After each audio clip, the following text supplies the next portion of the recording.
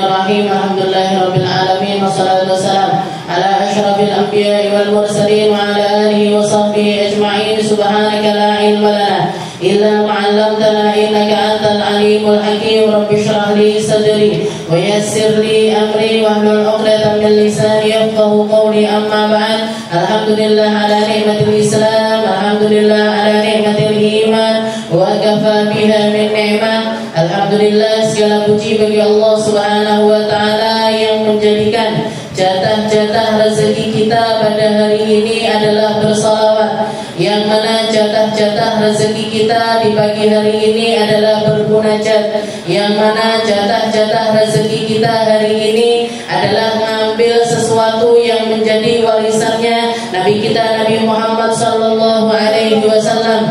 Karena sesungguhnya tanpa ilmunya Nabi, hidup kita akan gelap. Karena sesungguhnya tanpa kedekatan kepada Nabi, kita nggak akan punya arah. Karena tanpa kedekatan kepada Rasulullah sallallahu alaihi wasallam, tidak ada sesuatu apapun yang bisa membimbing kita menuju Allah Subhanahu wa taala kecuali lewat pribadinya Nabi Muhammad sallallahu alaihi wasallam, lewat ilmunya Nabi, lewat akhlaknya Nabi, lewat perangainya Nabi, lewat pola pikirnya Nabi, lewat dakwahnya Nabi, lewat segala sesuatu yang Nabi Muhammad tinggalkan untuk kita, untuk menjadi sesuatu yang kita berpegangan dengannya.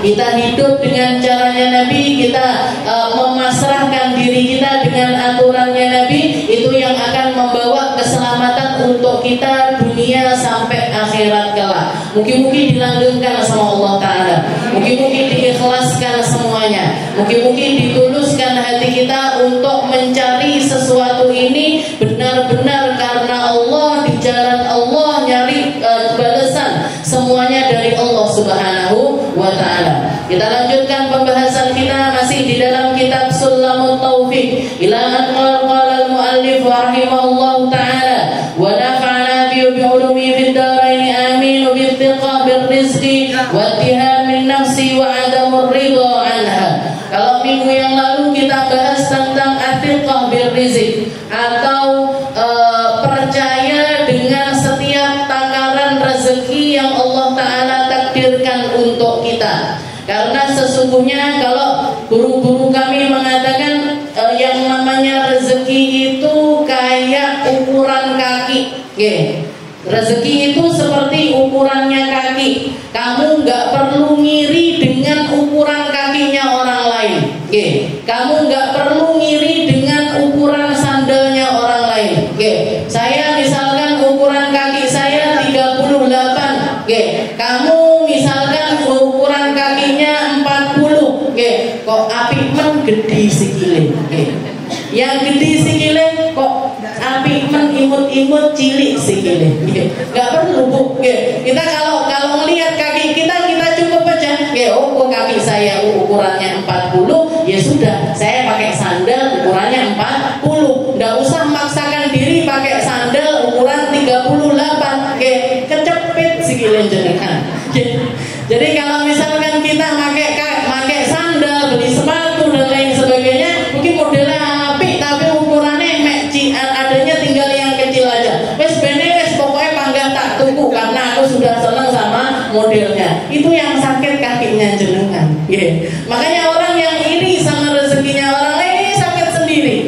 Orang yang iri sama apa yang Allah Ta'ala takarkan untuk orang lain, yang sakit dirinya sendiri. Karena sesungguhnya itu adalah sesuatu yang gak perlu dia untuk mengiri. Gak perlu dia itu untuk melihat apa yang Allah Ta'ala jatahkan untuk orang lain. Cukup apa yang Allah Ta'ala takdirkan untuk kita, cukup apa yang Allah Ta'ala rezekikan untuk kita. Dan orang kalau ngikuti cara hidupnya, segala sesuatu berapapun rezeki yang diberikan mesti cukup. Biasanya yang dia cukup itu kalau dipakai nuruti gaya hidup. Kalau dipakai hidup cukup. Lek digawe nuruti gaya hidup piro-piro ndak cukup.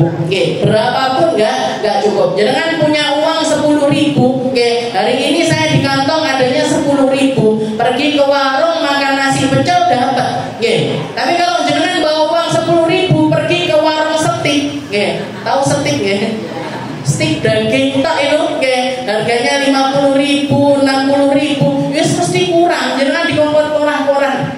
Nenggone pawone nanti kalau memaksakan diri untuk makan di tempat semacam itu. Jadi berapapun yang Allah Ta'ala berikan untuk kita, kalau dipakai hidup insya Allah mesti cukup. Tapi kalau dipakai nuruti gaya hidup gak akan pernah cukup. Sebanyak apapun, sebanyak apapun, gajinya setinggi apapun, kalau dipakai nuruti gaya hidup gak akan pernah cukup. Maka apa? Ini athiqah bil rizq ini termasuk wajibatul qalb. Makanya Habib Abdullah bin Husain bin Thahir mengatakan salah satu yang menjadi wajibnya ada di dalam hati kita adalah athiqah bil rizq. Percaya penuh kalau rezeki itu dari Allah, ditakarkan oleh Allah, dan bahkan sampai ke tingkat rezeki itu nggak akan pernah, rezeki yang ngejar kita bukan kita yang ngejar rezeki. Rezeki yang akan mendatangi kita bukan kita yang mendatangi rezeki. Jangan ingat waktu masih ada di dalam perut ibu, belum bisa ngapa-ngapain, belum bisa kerja, belum bisa jahit, belum bisa masak, tapi ternyata rezeki yang datang kepada kita. Ya, rezeki yang datang kepada kita sehingga kita bisa bertumbuh di dalam perut ibu kita. Lah kenapa setelah keluar dari perut malah enggak percaya? Yang kita dalam keadaan enggak berdaya saja, yang kita dalam keadaan enggak bisa ngapa-ngapain aja, Allah Ta'ala nganterkan rezeki itu kepada kita. Lah ini setelah kita lahir, sikile jejeg, motone ketok, telinganya denger, tangannya bisa ngapa-ngapain, pengen masak bisa, pengen langkahkan kaki bisa, mau angkat-angkat bisa, mau jahit bisa. Lah kenapa kok malah kita nggak percaya kalau rezeki itu ditakarkan sama Allah Subhanahu wa Ta'ala? Jadi yang hilang dari kita ini kepercayaan kita. Athiqah bil rizq. Atau kalaupun nggak hilang ini berkurang. Kalau pas misalkan pas ngaji sadar, bar metu kok ngaji nggak sadar. Pas ngaji sadar nanti ngasuron kok nggak cukup, ini kok nggak cukup, baru ini kok nggak iso metu. Nah ini makanya yang harus dipertahankan ini ilmu ini. Ilmu ini kita serap, setelah itu kita resapi, masuk ke dalam hati sehingga kemanapun kita berada ilmu itu juga ikut. Ojo terus jenengan metu ilmunya ditinggal ini. Jangan jenengan keluar dari majelis ilmunya ketinggalan di sini. Tadi tiqah riziknya carry, istiqomahe carry, ikhlase carry, sabare carry, syukure carry, terus nyapoto jenengan. Duduk 1 jam 2 jam di sini terus ngapain aja? Kalau ilmunya nggak dibawa pulang, jenengan bawa pulang, digondol, nanti ilmunya dibawa dikreseki, cuma jajan entok dikreseki, dibawa ilmunya sampai ke rumah. Athiqah bil rizq. Setelah itu Habib Abdullah mengatakan wattihamun nafs wa adamur ridho. Ini termasuk sesuatu yang sulit dan harus sesuatu yang memang harus diperjuangkan, yaitu ittihamun nafs wa adamur ridho. Salah satu musuh terbesar kita adalah diri kita sendiri. Salah satu musuh terbesar kita adalah melawan hawa nafsu kita sendiri. Makanya Nabi Muhammad ketika pulang dari perang Badar, beliau mengatakan kita pulang dari perang kecil menuju perang yang besar. Katanya para sahabat, ya Rasul, ini pedang ini masih berdarah-darah ini ya Rasul. Ini luka masih menganga semuanya ya Rasul. Ini kita dalam keadaan tertatih-tatih semacam ini, dan jenengan mengatakan kalau perang ini adalah perang kecil dan kita akan melawan sesuatu yang besar. Kita 313 orang ya Rasul, ngelawan 1000 orang, jenengan bilang ini perang kecil. Iya, katanya Nabi Muhammad, karena kalau kamu perang di medan perang musuhnya ketok, yang mau dipanah kelihatan, yang mau ditombak kelihatan, yang mau dibunuh kelihatan. Tapi ketika kamu pulang ke rumah, kamu harus melawan egomu sendiri, kamu harus melawan hawa nafsumu sendiri, dan itu sesuatu yang lebih sulit lagi. Itu jauh lebih sulit dibandingkan perang yang sebenarnya. Ngelawan diri kita sendiri, ngelawan egoisme diri, ngelawan karepe awake dhewe, ngelawan apa yang menjadi keinginan kita, itu sesuatu yang sulit sekali tapi harus diperjuangkan. Sesuatu yang sulit tapi harus diperjuangkan. Jadi manusia ini Bu, manusia ini yukawan terdiri dari berbagai macam hal. Kita punya yang namanya akal, kita punya yang namanya hati, kita punya yang namanya badan. Jadi kita punya badan, kita punya akal, kita punya hati, kita punya roh di dalamnya. Kita punya roh di dalam hati tersebut, dan kesemuanya ini adalah sesuatu yang harus ditangani satu per satu. Semuanya harus ditangani satu per satu.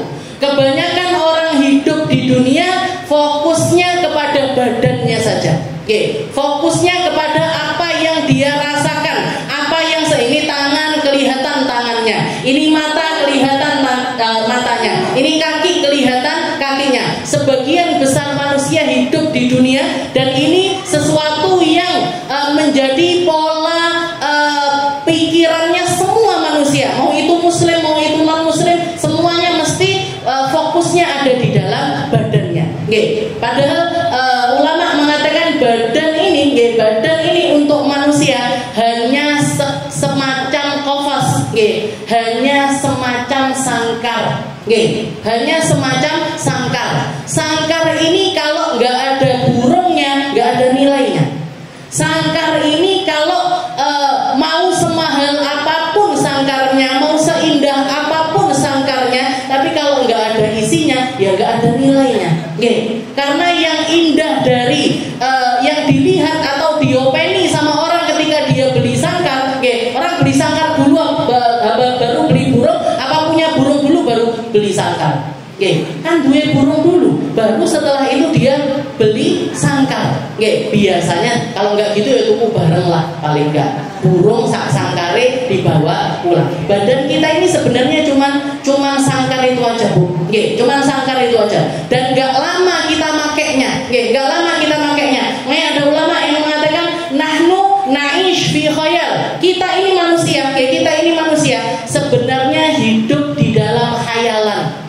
Kita ini yang kita lakoni sekarang, yang kita tengkar untuk ke ego diri kita sendiri, yang kita ngomongin orang, yang kita nyari dunia, yang kita berlomba-lomba di dalam segala sesuatu, di dalam kecantikan, di dalam keilmuan, di dalam ini dan lain sebagainya. Kita ini sedang hidup di dalam dunia khayalan. Hakikatnya mana? Hakikatnya nanti Bu, di akhirat. Makanya orang-orang ahli neraka ditanya sama Allah Ta'ala, kam labithum fil ardi adada sinin. Kamu itu dulu hidup di dunia berapa tahun? Orang ahli neraka ditanya sama Allah Ta'ala dalam keadaan dia ini disiksa dengan siksaan yang sangat pedih. Ditanya sama Allah, kam labithum fil ardi adada sinin. Kamu ini hidup di dunia berapa tahun? Apa jawabannya mereka? Labithna yauman au ba'da yaum. Kayaknya mek urip sedino apa setengah dino. Kami ini kayaknya cuma hidup sehari atau setengah hari. Fasalil adil. Fasalil adil. Maf'ul bih. Jadi tanyakan aja sama yang bagian mencatat. Siapa yang bagian mencatat? Ini malaikat ini. Yang nyatet. Karena saking pedihnya azab yang mereka rasakan di dalam neraka, mereka sampai nggak bisa mikir. Saya hidup di dunia berapa ya? Kayaknya sebentar sekali. Paling nggak sedino atau setengah dino. Paling cuma sehari atau setengah hari saja. Jadi kita ini hidup di dunia khayalan nih. Jadi jangan sampai kita fokusnya di dalam khayalan kita sampai nggak perhatikan tentang hakikat kita. Jangan sampai kita hidup hanya tentang jasad kita, hanya tentang fisik kita, hanya tentang pakaian, rumah, kendaraan, tas, mobil dan lain sebagainya, sampai kita melupakan alam akhirat kita. Kalau Sayyidina Ali bin Abi Thalib mengatakan kullun nas, semua manusia ini lagi tidur kabeh. Manusia ini semuanya hakikatnya lagi tidur. Wa idza mata intabah. Nanti kalau sudah mati baru bangun. Nanti kalau sudah mati dia baru bangun. Oh iya. Tenan ini tiba ditekoki. Tenan ini ternyata akhirat ini ternyata beneran. Oh ternyata benar, saya harus memperhatikan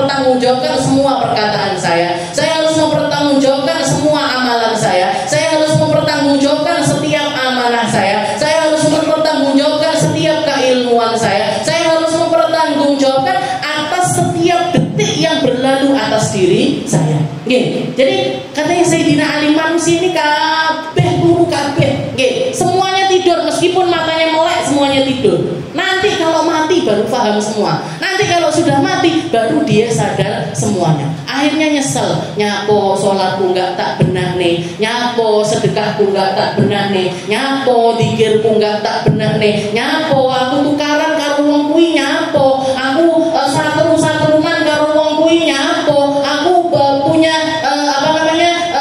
keadaan buruk sama orang itu, ngapain saya ini begini, saya nggak berbakti sama orang tua ini, kenapa saya nggak bisa khidmah sama suami ini, kenapa nyesel tok tapi nggak bisa kembali lagi. Nyesel tok tapi nggak bisa kembali, nyesel tok tapi nggak bisa memperbaiki, nyesel tok. Dan penyesalan yang paling memilukan adalah ketika itu terjadi setelah adanya kematian. Jadi kita ini hidup di dalam dunia hayalan, Bu. Hakikatnya nanti di akhirat nggak ada yang tahu. Nggak ada yang tahu siapa yang paling bertakwa di antara kita. Nggak ada yang tahu siapa yang paling tinggi derajatnya di sisi Allah Ta'ala. Nggak ada yang tahu seperti apa nasib akhir hidup kita dan seperti apa nanti kita di akhirat. Jadi sekarang ini kita hayalan ini harus dicepak nih. Hayalan ini kudu ditoto. Jangan sampai dunia hayalan kita ini merusak akhirat kita. Dan orang kita ini diciptakan sama Allah Ta'ala illa liya'budun, cuman untuk ibadah. Kalau Sayyidina Abbas mengatakan maksud dari liya'budun ini illa liya'rifun. Mereka ini cuma dituntut untuk kenal sama Allah Ta'ala, ngerti kedudukannya Allah Ta'ala, setelah itu bermuamalah sebaik-baiknya dengan Allah Subhanahu wa Ta'ala. Bermuamalah sebaik-baiknya. Kita pakai mata kita untuk khidmah Allah, kita pakai tangan kita untuk khidmah Allah, kita pakai kaki kita semua, harta kita semua yang kita miliki, tujuannya menuju Allah, bukan menuju manusia. Tujuannya menuju Allah, bukan menuju sebuah jabatan. Tujuannya menuju Allah, bukan tentang popularitas atau sesuatu yang lainnya. Bukan, itu semuanya cuma qafas, itu semuanya cuma sangkar yang gak akan ada nilainya ketika ruh kita buruk, ketika akal kita buruk, ketika hati kita buruk, ketika hawa nafsu kita buruk, maka semua ini gak akan ada nilainya. Gak ada nilainya. Jadi manusia ini terdiri dari badan. Setelah badan kita juga punya yang namanya akal. Kita punya yang namanya akal. Akal ini dipakai apa? Akal ini dipakai untuk apa? Liyatafakkaru, dipakai untuk mikir, Bu. Ojo dianggur nih. Nyapa kamu? Enggak ngapa-ngapain, bengong aja saya. Jadi otak ini dikasih sama Allah Ta'ala buat mikir mana yang baik, mana yang buruk, mana yang benar, mana yang salah, mana yang harus saya lakukan, mana yang enggak harusnya saya lakukan. Yang ngontrol semuanya ini tempatnya di otak ini. Makanya di dalam ayat Allah Ta'ala mengatakan nanti tempat yang bakalan diseret orang-orang para pendosa itu, nanti ketika diseret, mereka diseretnya itu dari tempat ini, nasiyatin kadibatin khati'ah. Katanya Allah Ta'ala, ini ubun-ubun yang banyak salahnya, yang banyak bohongnya. Yang banyak salahnya, yang banyak bohongnya. Padahal kalau kita lihat, kita bohong itu pakai lisan biasanya. Kita bohong itu yang bohong lisan. Tapi lisan ini nggak akan berucap kecuali ucapan itu setelah dikelola atau ditoto karo otak kita. Nanti yang diseret yang paling banyak dosanya ini bagian di sini. Kenapa? Karena ini tempat penentuan segala sesuatu. Tempat penentuan segala sesuatu. Makanya kenapa kok kita itu diajarin sama Nabi Muhammad itu risalah ataupun pesan-pesan yang Nabi Muhammad tinggalkan paling banyak itu ada di dalam fikih. Jangan belajar ilmu untuk mengelola pikiran, ilmu untuk noto mindset itu lewat apa? Lewat keilmuannya Nabi. Yang lebih spesifik lagi apa? Ilmu tentang fikih. Kenapa? Karena di dalam fikih kita itu dituntut untuk mikir. Sholat, mikir di dalam sholat. Oh, yang batal apa? Yang bikin sholat kita sah apa aja? yang harus ada di dalam sholat kita apa aja. Wudu, jenengan yo mikir, mikir dulu baru setelah itu wudu. Ojo wudu tak tapi nggak mikir. Jangan wudu aja tapi kita nggak pernah berpikir. Akhirnya apa ya? Kalau orang nggak pernah berpikir, salahnya lebih banyak ketimbang benernya. Dia akan melakukan kesalahan lebih banyak dibandingkan benernya. Kenapa? Karena ngapa-ngapain nggak pakai mikir. Ngomong, orang kalau ngomong nggak pakai mikir, sing salah luwih akeh ketimbang benernya. Orang kalau ngomong nggak pakai keilmuan, ngajar misalkan, saya ngajar apa namanya? Saya kalau setiap kali ngaji nih Bu, catatan saya. Jangan nggak enak sing sama coy. Kenapa kok saya bikin catatan semacam ini? Ya karena biar saya ketika ngomong ini ada panduannya. Nanti ngomong ini dulu, walaupun realitanya biasanya sak wali nulis apa, sing diomongne apa, sing ditata apa, nanti keluarnya lain lagi. Tapi saya biar tahu, biar ada panduannya, biar saya nggak ngomong nggak pakai ilmu, biar saya nggak keluar dari lisan saya kecuali sesuatu yang memang saya tahu persis tentang hal tersebut. Jadi nggak ngatur kemana-mana, nggak ngatur kemana-mana. Jadi pikiran, dan sesungguhnya rezeki untuk pikiran ini untuk setiap orang juga beda-beda. Ada orang yang dapat rezeki banyak di dalam keilmuan, kayak anak-anak yang sempat mondok, mereka jangan kalau punya anak cucu sempat mondok itu jatah keilmuannya mereka besar, ngambil ilmu Al-Quran, ngambil ilmu hadis, ngambil ilmu sorof, ngambil ilmu nahwu, ngambil ilmu macam-macam, fannya ilmu. Nah, akhirnya apa? Bekal atau rezeki pikiran mereka itu besar. Dan setiap orang dapat rezekinya masing-masing di dalam ilmu. Ada yang dapat banyak, ada yang dapat sedikit, ada yang dapat tengah-tengah, ada yang dapat sedikit-sedikit. Para ulama-ulamanya Allah Ta'ala, yang Allah Ta'ala mengatakan innama yakhshallahu min ibadihil ulama. Kalau kamu mau tahu orang yang takut sama Allah Ta'ala, orang yang takut sama Allah Ta'ala ini ya ulama. Kenapa? Karena ulama itu paling banyak ngerti, paling banyak paham, paling banyak dapat porsi jatah masalah akalnya mereka. Dan Allah Ta'ala ketika ngangkat keilmuannya seseorang, Allah Ta'ala ngangkat tanpa batasan. Kayak semacam Imam Al-Ghazali, Imam Ghazali yang ngarang Ihya Ulumuddin, yang ngarang Bidayatul Hidayah, dan kitab-kitab lainnya luar biasa banyak sekali. Kitab karangannya beliau, kitab karangannya beliau ini banyak sekali. Beliau itu mengatakan saya itu kalau tidur, Imam Ghazali itu kalau tidur, Imam Ghazali kalau tidur, mimpi di dalam tidurnya ini ngarang kitab. Mimpinya ngarang kitab. Mimpi saya lihat di dalam mimpi saya itu, jadi misalkan mau ngarang tasawuf, di mimpi sudah ngarang. Nanti bangun tinggal nulis. Nanti pengen ngarang kitab fikih, tidur itu sudah ngarang. Nanti bangun nulis. Awake dhewe tangi ae orang ngarang. Kita bangun aja loh nggak ngarang kita. Imam Ghazali tidur mimpi itu ngarang kita. Imam Syafi'i jatah keilmuannya, beliau dikaruniai sama Allah Ta'ala kejeniusan yang sampai ke tingkat kalau misalkan mau ngafalin sesuatu, misalkan 2 lembar gini, satu sisinya harus ditutup. Kalau nggak ditutup loro-lorone apa? Beliau kalau masuk ke pasar, Bu, kalau masuk ke pasar, ini telinga ini ditutup, disumpeli. Kenapa kok disumpeli? Karena kalau nggak disumpeli, nanti keluar dari pasar apal semua dagangannya orang sak pasar seharga-harga. Seharga-harganya ini, orang ini jualannya ini, orang ini jualannya ini, orang ini jualannya ini, seharga-harganya hafal semuanya. Itu Imam Asy-Syafi'i. Yang dikatakan pernah ketika beliau namu di rumah salah satu muridnya, yaitu Sayyidina Al-Imam Ahmad bin Hanbal. Jadi empat ulama ini Bu sebenarnya guru sama murid.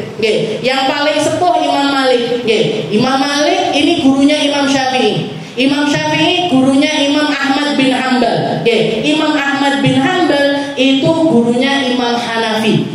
Jadi 4 mazhab, Maliki, Syafi'i, Hambali sama Hanafi ini istilahnya mujtahidnya atau yang nyusunkan rumusan dari madhab-madhab tersebut itu guru sama murid.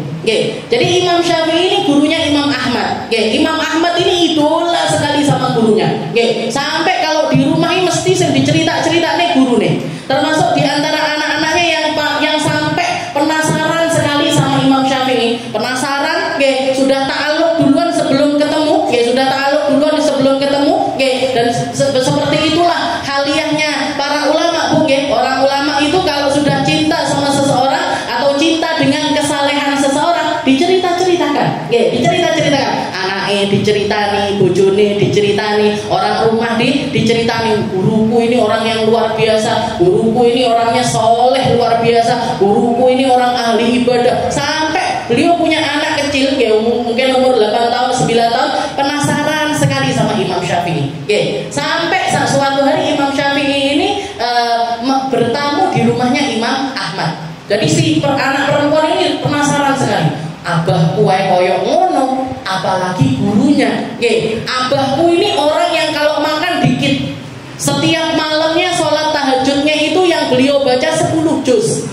Itu Imam Ahmad. Nggih, amaliyahnya itu setiap malamnya tahajudnya 10 juz. Makannya dikit. Nggih, jadi yang ada di bayangannya itu abahku wae wong koyo ngene. Nggih, abahku aja orang dengan ibadah yang semacam ini. Dah neo gurune, nggih. Gurunya ini yang orang seperti apa? Mesti lebih-lebih. Berarti putrinya Ahmad bin Hanbal ini punya ekspektasi luar biasa sama Imam Syafi'i. Sampai ketika Imam Syafi'i masuk rumahnya Imam Ahmad, nggih, dikasih hidangan. Waktu itu makan malam, nggih. Dikasih hidangan makan malam. Makan beliau, nggih. Imam Syafi'i makan. Tapi makannya ini enggak sedikit, makan banyak beliau. Nggih, makan ini dicoba,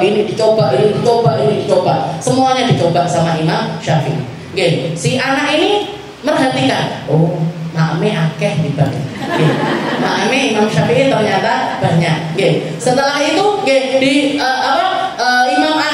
ketika Imam Ahmad pamit nggih untuk istirahat, nggih, dilihat Imam Syafi'i juga ngeledah nih kepalanya. Oke, jadi di tempat istirahatnya beliau itu kayak sofanya orang Arab itu, Bu, kayak ada bantal-bantal, beliau meletakkan kepalanya itu di atas bantal-bantal tersebut. Katanya si anaknya, oh, bermaem bubuk. Habis makan langsung tidur. Oke, nanti 10 menit diincang tidur. Nanti tengah malam diincang tidur. Diincang lagi tidur lagi. Tidur terus sampai subuh. Oke, sampai subuh nggak bangun tidur. Tapi begitu azan subuh langsung bangun langsung sholat. Oke, langsung bangun langsung sholat. Si anak ini, kok ini? Kok nggak seperti ekspektasi saya? Oke, abah saya itu walaupun ada tamu gurunya, istiqomahnya sholat 10 juz itu loh tetap dilakoni. Oke, ini semuanya tetap dilakukan seperti biasa. Akhirnya pagi itu si anak ini terusik hatinya. Oke, bah, kamu idola sama orang kayak gini, yang makannya banyak, sepanjang malam itu tidur, tapi yang lebih parah lagi ya, dia sholat subuh nggak pakai wudhu, dia sholat subuh langsung sholat nggak pakai wudhu. Akhirnya dipanggil, si putrinya itu dipanggil, didekatkan di depannya Imam Syafi'i karena masih kecil ya, jadi langsung ditemoni. Kamu nanya sendiri aja langsung sama guru saya. Kamu nanya aja langsung, kenapa kok bisa seperti itu? Apa yang jadi kegelisahanmu itu ucapkan. Katanya si anak, saya punya 3 pertanyaan wahai Imam. Ya, anaknya orang cerdas ya. Saya punya 3 pertanyaan wahai Imam, yang bikin saya ini ilfil sama jenengan, istilahnya gitu. Nah, saya ekspektasinya jenengan kayak gini, tiba-tiba kok geletek. Istilahnya saya punya 3 pertanyaan. Apa? Coba sebutkan. 1, pertanyaan pertama. Kamu makan kok banyak sekali. Kamu makan kok banyak sekali. Semua hidangan dicicipi. Semua hidangan dicicipi. Padahal orang itu harusnya nggak banyak makan. Katanya kita itu harus melawan hawa nafsu gini harus didalili sama anak ini tadi. Dia senyum aja Imam Syafi'i. Setelah itu Imam Syafi'i bilang, nah, saya ini banyak punya sakit. Imam Syafi'i itu ulama, tapi beliau juga salah satu ujian terbesarnya, beliau itu dikasih sama Allah Ta'ala sakit yang berkepanjangan, hampir nggak pernah sembuh. Salah satu penyakitnya beliau yang paling besar adalah beliau ini punya orang sekarang ngomongnya ambeien. Kalau sudah ambeiennya ini kumat, itu darah ngucur kayak keran. Darah dari dari duburnya itu keluar terus-menerus. Sampai pernah murid muridnya ini heran, nggih. Biasanya kan guru itu datang akhir muridnya dulu, nggih. Biasane lho, nggih. Biasanya guru itu datang setelah muridnya ready semuanya, nggih. Nah, Imam Syafi'i juga gitu. Jadi beliau datang itu biasanya setelah muridnya ready, nggih. Nanti setelah beliau ngajar, beliau yang pertama kali keluar. Nah, ini tapi ada beberapa waktu Imam Syafi'i itu datang duluan. Datangnya itu awal. Nggih, datangnya itu awal sebelum murid-muridnya ada, beliau sudah di tempat pengajiannya. Nggih. Ternyata setelah dilihat-lihat kenapa ada salah satu muridnya yang penasaran kenapa kok Imam Syafi'i seperti itu. Ternyata setelah bubaran dilihat Imam Syafi'i itu berdiri dan di bawah kursinya itu, jadi beliau punya kursi itu dilubangin. Di bawah lubangnya itu dikasih ember, embernya itu buat ngadahin darahnya beliau yang muncul. Jadi ngajar ambeien tetap dalam keadaan seperti itu, beliau tetap ngajar. Oke. Katanya Imam Syafi'i bilang, "Nah, saya itu punya sakit, diuji sama Allah Ta'ala banyak punya sakit.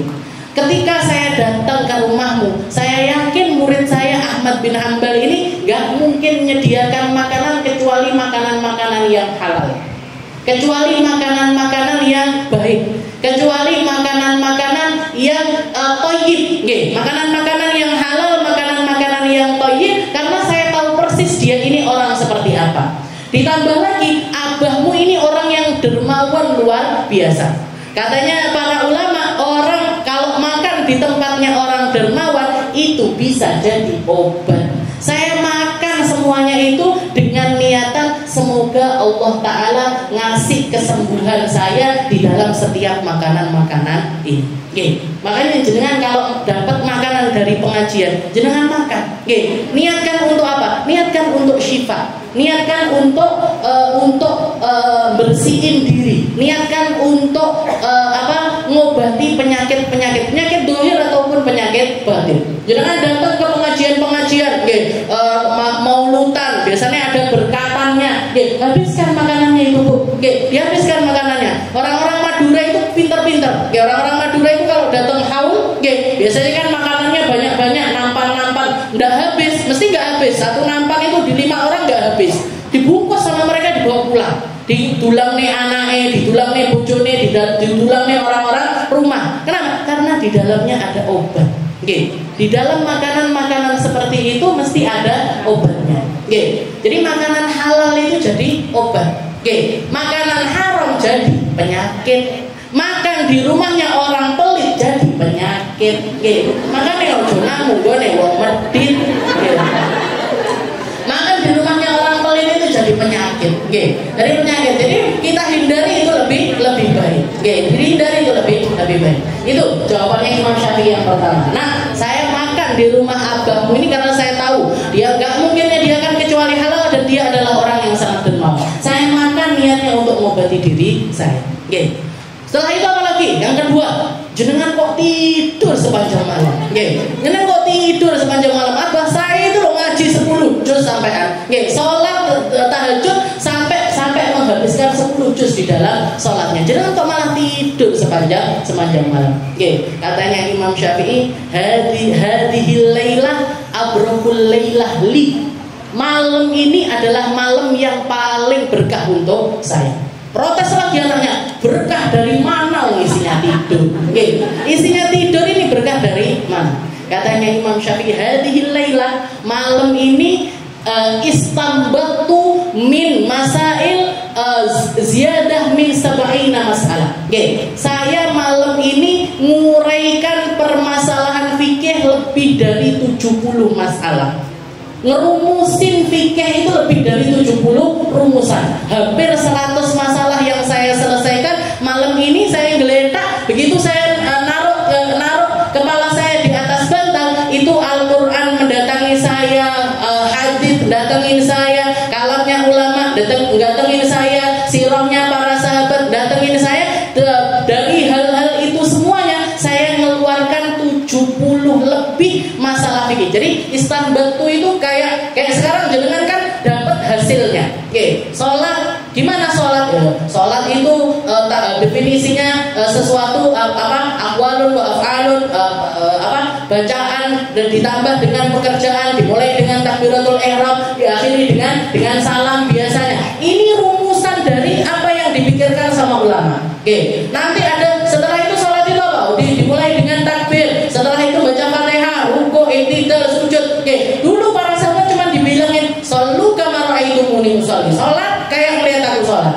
Lah yang ngerumusin ini semuanya adalah para ulama. Oke, yang ngerumusin sholat ini, yang nggak boleh ini, yang boleh ini, yang batalin ini, yang nggak batalin ini. Oke, yang harus dijaga ini, yang nggak harus dijaga ini. Oke, itu yang ngerumusin adalah para ulama kita. Oke, jadi kita kalau dadak mereteli siji-siji budak kempur.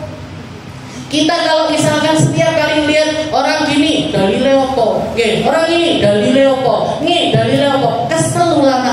Ini kayak jenengan masuk ke restoran nanya disuguhi soto, berabangnya tuku neng di, iki apa namanya bumbunya apa aja, ini jare tukang sotonya, mangan ae lho, mangan no bayar berno mulya, mangan no bayar berno mulya. Ini kalau tukangnya ini bisa ngomong itu ngomong seperti orang kok dadak nanya segala macam, ditanya segala macam, diprotes. Ulama itu yang merumuskan segala macam bidang keilmuan tersebut. Malam ini saya menyelesaikan lebih dari 70 masalah.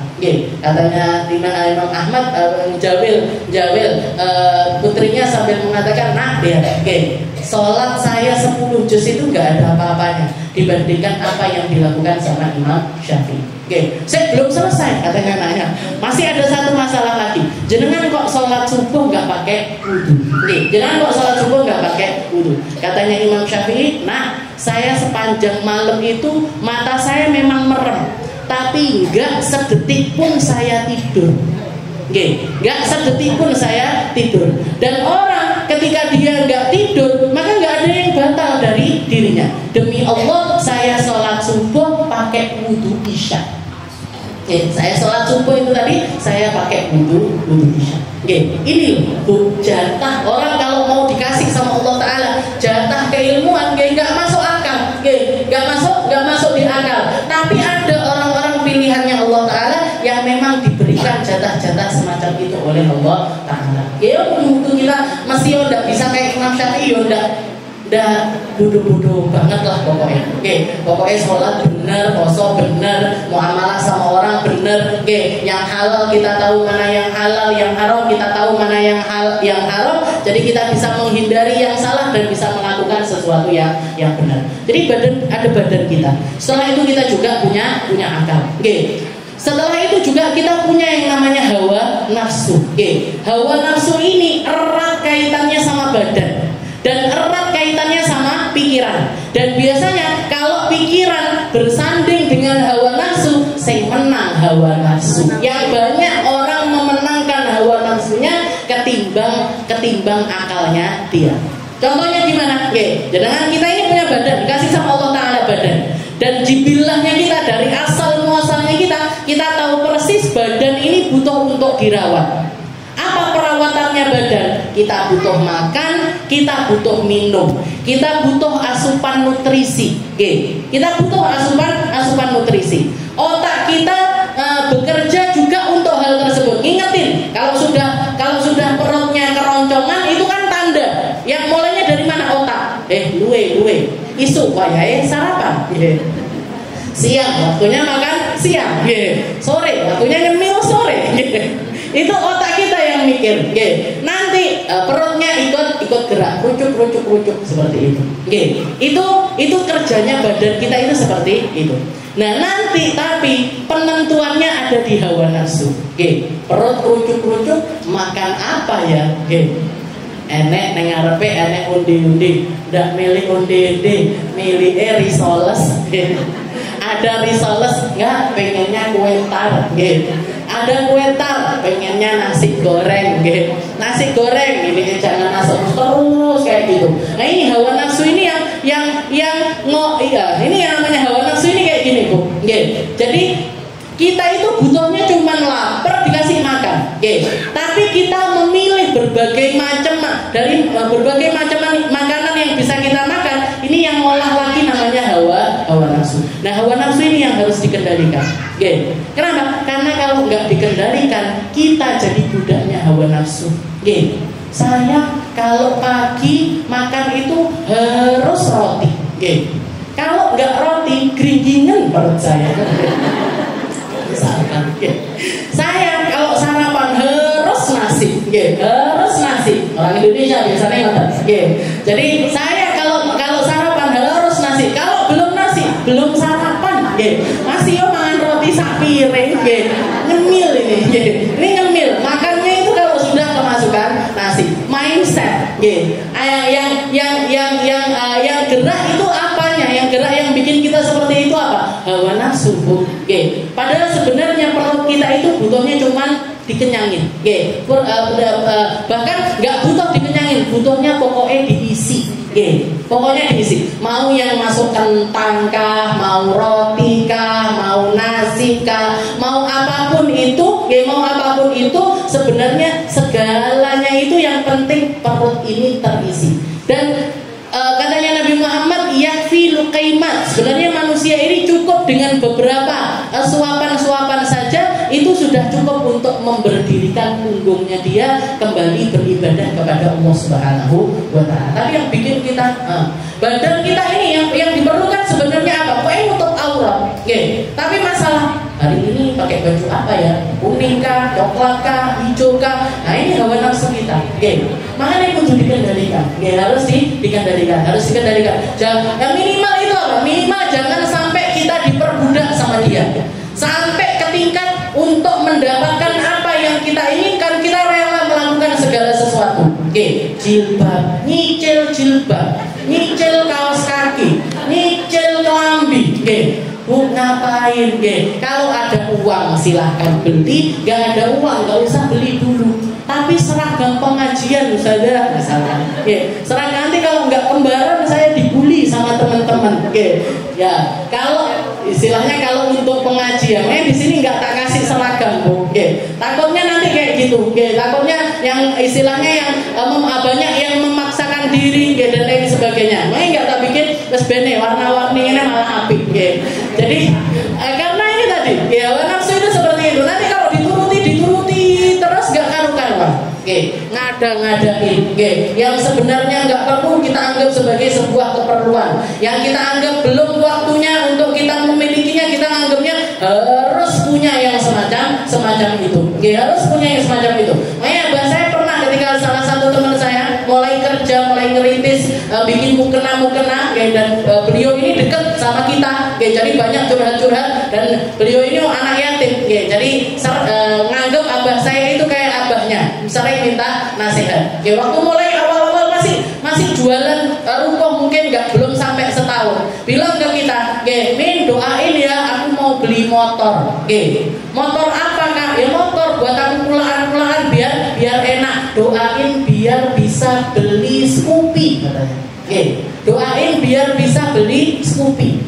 Komentar abah saya, itu namanya bukan butuh tapi milik. Itu namanya bukan butuh tapi milik. Kenapa? Karena kalau dia nganggapnya ini butuh, kalau kita itu ngelihatnya pakai kacamata butuh, budgetnya kita berapa, kita beli yang seharga itu. Bukan apa yang kita pinginin. Ini berarti dia pengen Scoopy, bukan butuh motor. Bukan butuh motor. Kalau kita butuh motor, kamu punya uang berapa? Oh, saya punya uang 5 juta. Oh, 5 juta nggak mungkin beli motor baru, beli motor second. Dapat Bu, motor second 5 juta. Jangan HP. Kalau nuruti melek, iPhone setiap bulan keluar baru.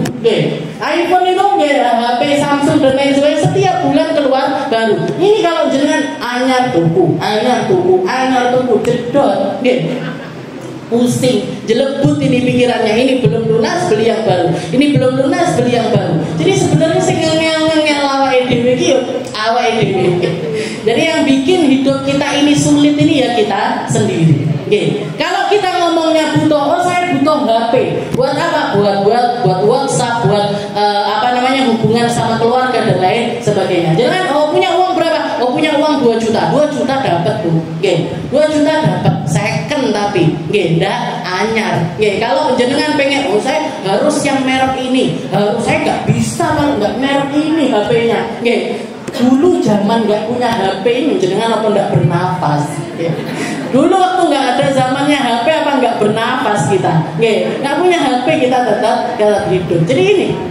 Jadi hawa nafsu harus sangat dikendalikan. Okay. Dan kalau para imam kayak semacam Imam Busiri mengibaratkan nafsu ini seperti bahaim, seperti hewan seperti hewan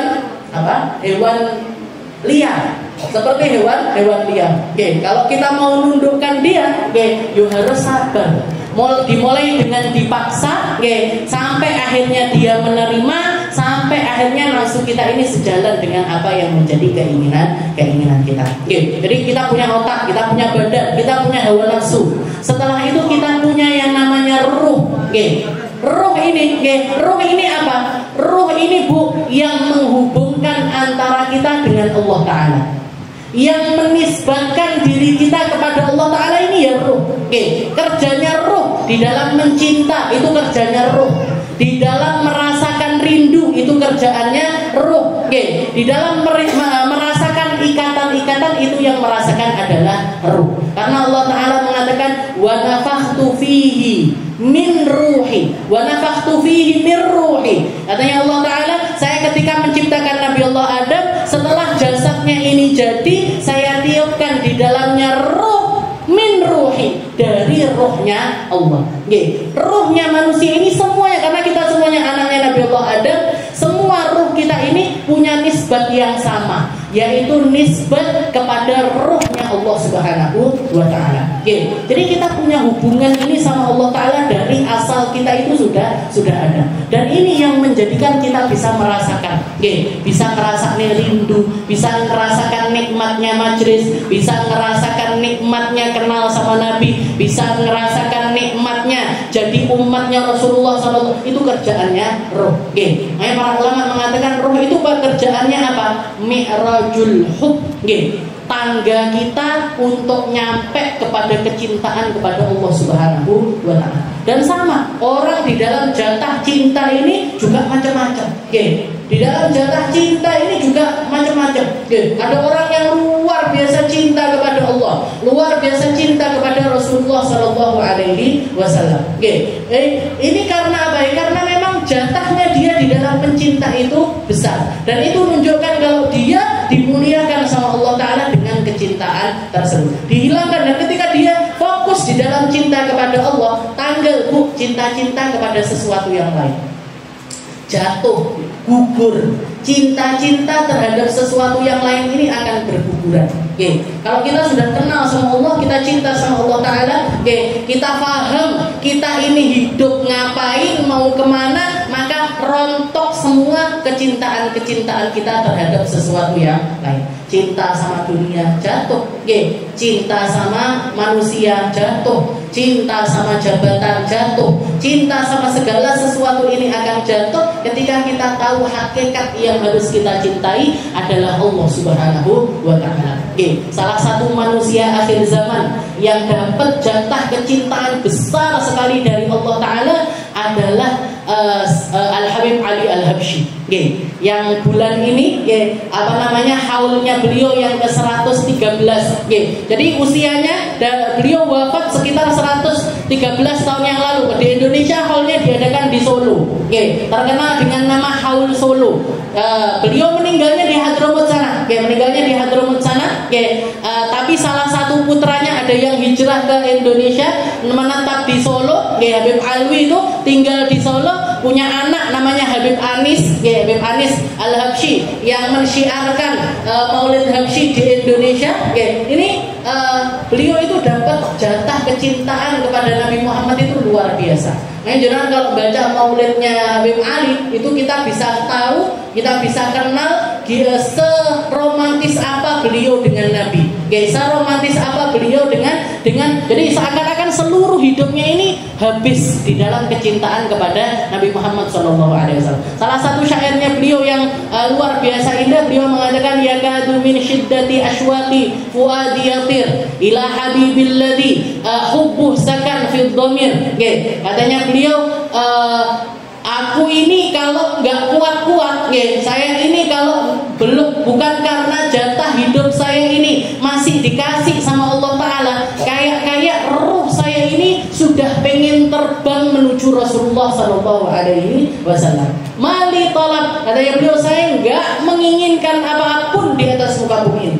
Saya nggak pengen apa-apa di atas muka bumi ini kecuali ketemu sama Rasulullah SAW. Saya nggak punya apa-apa. Bahkan beliau mengatakan syurga. Saya kalau dengar sifat-sifatnya syurga, saya nggak tertarik sama sekali dengan syurga. Yang membuat saya tertarik dengan syurga hanya karena adanya Nabi Muhammad di dalam syurga. Misalkan Nabi Muhammad ini ditaruh sama Allah Ta'ala di tempat lain selain syurga, saya nggak akan milih syurga, saya akan memilih kedekatan kepada Rasulullah SAW. Orang zamannya sama Rasulullah jauh panjang. Kalau 100 tahun kan berarti nggak jauh dari kita. Mungkin cuma 1 atau 2 generasi di atasnya kita, tapi bisa memiliki cinta kepada Nabi itu luar biasa. Kalau zaman sahabat, semua sahabat cinta sama Nabi. Semua sahabat gharam bin Nabi, bukan cuma cinta, tergila-gila dengan kecintaan kepada Nabi. Ketika kabar wafatnya Nabi, ada satu sahabat yang mengatakan, ya Allah, mata ini sudah gak bisa lagi memandang kepada Nabi, maka butakan saya sekarang juga. Buta. Ada sahabat yang lain mengatakan, ya Allah, saya badan ini sudah nggak bisa lagi ketemu sama Nabi, matikan saya sekarang juga. Mati, Bu. Sayyidina Utsman nggak mampu berdiri selama berhari-hari. Jadi para sahabatnya Nabi ini bukan cuma cinta sama Nabi, tapi gharam bin Nabi, tergila-gila dengan Rasulullah SAW. Dan ini adalah sebuah kemuliaan, sebuah kemuliaan. Jadi kita punya ruh. Setelah itu yang terakhir kita punya yang namanya qalb, hati. Hati ini yang nimbang-nimbang, yang nimbang-nimbang mana yang benar, mana yang salah, mana yang benar, mana yang salah. Dan hati ini sifatnya selalu yataqallab, selalu sumyal qalb qalban di annahu yataqallab. Katanya para ulama, hati itu atau jantung itu bahasa Arabnya adalah qalb. Bahasa Arabnya adalah kalbu, qalb. Kenapa kok dinamakan qalb? Li'annahu yataqallab, karena gampang sekali berbolak-balik. Makanya salah satu doanya Nabi, beliau itu istiqomah membaca doa, Allahumma ya muqallibal qulub tsabbit qalbi ala dinik. Allahumma ya muqallibal qulub tsabbit qalbi ala dinik. Wahai zat yang maha membolak-balikkan hati seseorang, jadikan hati saya ini tetap di atas agamanya Allah.